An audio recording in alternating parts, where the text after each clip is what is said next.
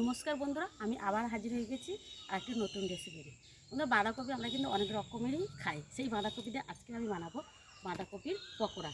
কীভাবে এই রেসিপিটা বানাই আপনারা পুরো ভিডিওটা দেখতে থাকুন ও আমার সঙ্গে থাকুন। চলুন প্রথমে বাঁধাকপিটা আমি এখানে দেখুন বাঁধাকপিটা একদম ঝুড়ো ঝুড়ো করে কেটে ধুয়ে পরিষ্কার করে নিয়ে এসেছি।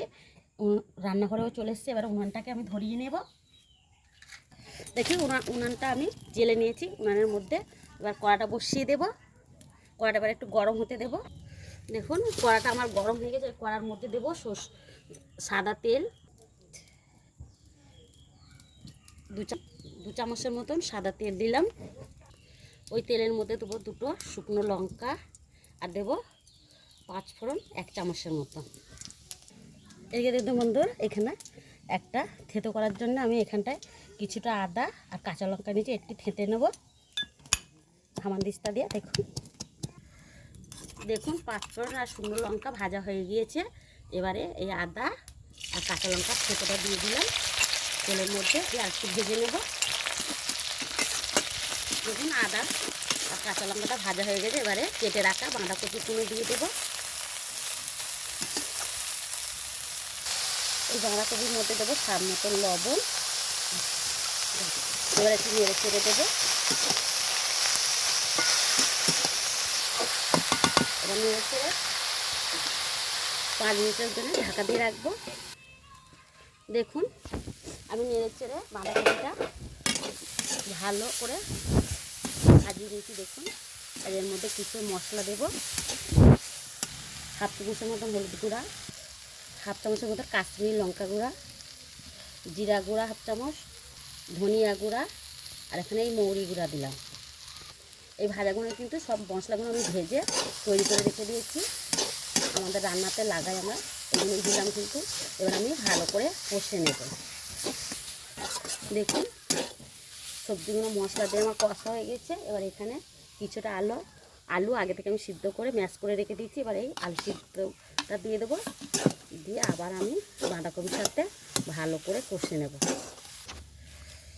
দেখুন আলু আর বাঁধাকপি ভালো করে কষে নিয়েছি। এবার এর মধ্যে আর একটু কিছু মশলা দেবো। 1/2 চামচের মতন চিনি দেবো, সামান্য গরম মশলা, এখানে 1 মুঠো বাদাম ভাজা দিয়ে দিলাম। খেতে কিন্তু খুবই সুন্দর হবে। আর দেবো কিছুটা ধনিয়া পাতা কুচি আর 3-4টে কাঁচা লঙ্কা কুচি।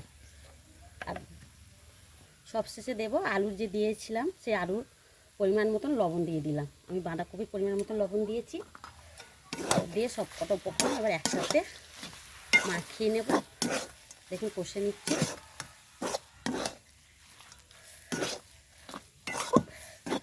আর এই পকোড়াটা বাঁধাকপির পকোড়াটা এতটা টেস্ট হয়, আপনারা না বাড়িতে বানালে বুঝতেই পারবেন না যে কতটা সুন্দর হয়। দেখুন একদম আমার রেডি হয়ে গেছে। দেখুন বন্ধুরা, আমার বাঁধাকপি রেডি হয়ে গেছে পকোড়া করার জন্য। এবার আমি তুলে ঠান্ডা করতে দেব। এদিকে আমি দেখুন বাঁধাকপিটা ঠান্ডা করতে দিচ্ছি। এদিকে আমি একটা বাটি নিয়ে নিচ্ছি, একটা ব্যাটার গলবো। এখানে দেখুন 3 চামচের মতন ময়দা নিয়েছি আর 3 চামচের মতন কর্নফ্লাওয়ার নিলাম। আপনারা চাইলে কিন্তু শুধু ময়দা দিয়েও করতে পারেন। 1/2 চামচের মতন গোলমরিচ গুঁড়ো, স্বাদ মতন লবণ। এবারে দেখুন সব কটা উপকরণ একসাথে মাখিয়ে নিয়েছি। এবার অল্প অল্প জল দিয়ে একটা ব্যাটারটা আমার রেডি হয়ে গেছে। খুব পাতলা নয় আবার খুব ঘন নয়। দেখুন এবার এক সাইডে রেখে দিয়ে এবার আমি বাঁধাকপির পকোড়াগুলো তৈরি করে নেব। তার আগে বলে দিচ্ছি, দেখুন বন্ধুরা, এখানে আমি 1 প্যাকেট টোস্ট গুঁড়ো নিয়েছি। টোস্টের গুঁড়ো আমি টোস্ট গুঁড়ো করে নিয়েছি। আপনারা চাইলে যে কোনো মুদিখানা দোকানে টোস্টের গুঁড়ো পেয়ে যাবেন। এখানে আমি বাড়িতেই গুঁড়োটা করে নিয়েছি হামানদিস্তাতে। এবারে কি করব, এই বাঁধাকপির তরকারিটা আমার ঠান্ডা হয়ে গেছে। এবার ওর থেকে কেটে কেটে নিয়ে দেখুন এরকম করে আমি একটা করে গোল গোল করে নেব। বন্ধুরা দেখুন বাঁধাকপি এই তরকারি থেকে আমি খানিকটা করে নিয়ে এই গোল গোল করে নিলাম। এই যে টোস্টের গুঁড়ো করে রেখে দিয়েছি এই টোস্টের গুঁড়োর মধ্যে দিয়ে দিলাম, দিয়ে কোট করে নেব। দেখুন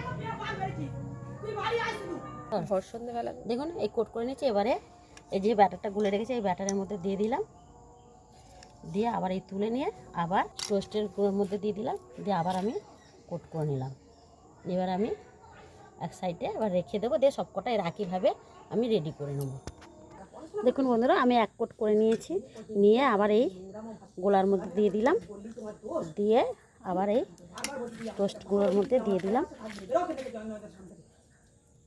দেখুন দেখে এরকমভাবে আমি সবকটা রেডি করে নেব।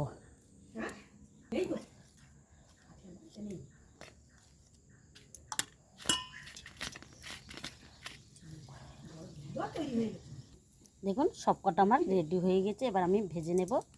বন্ধুরা দেখুন কিরম বাদল মানে পিঁপড়ে উঠছে, বর্ষা হবে কি তা কি জানি বুঝতে, বৃষ্টি হবে নাকি বলেন, বাদল পোকা তো এটা কিরম উঠছে ভনভন করে। এদিকে সন্ধ্যা হয়ে গিয়েছে।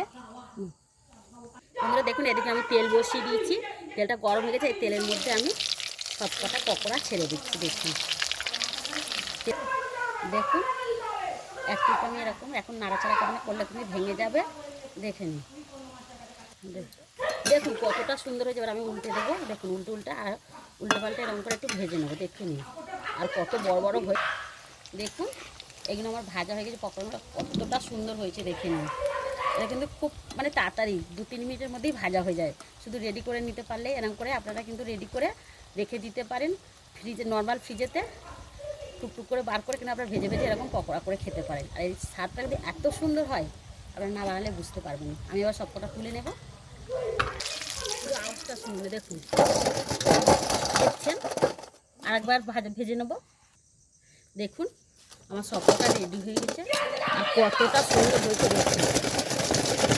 দেখুন কতটা মচমচে খাস্তা হয়েছে। বন্ধুরা দেখুন কত সুন্দর হয়েছে আর কতটা মচমচে হয়েছে।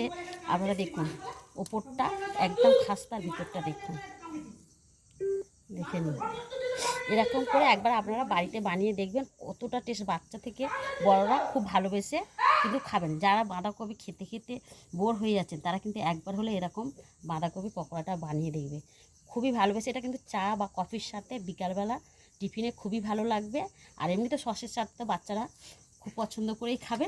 আমার সেটা ভালো লাগলে অবশ্যই আমার চ্যানেলটাকে লাইক শেয়ার কমেন্ট করে দেবে, প্রচুর প্রচুর শেয়ার করবেন। যে সকল বন্ধুরা এখনও আমার চ্যানেলটাকে সাবস্ক্রাইব করেনি অবশ্যই আমার চ্যানেলটাকে সাবস্ক্রাইব করে আমার পাশে থাকবেন। আজকের এই অবধি, আবার দেখা হবে নতুন রেসিপি নিয়ে।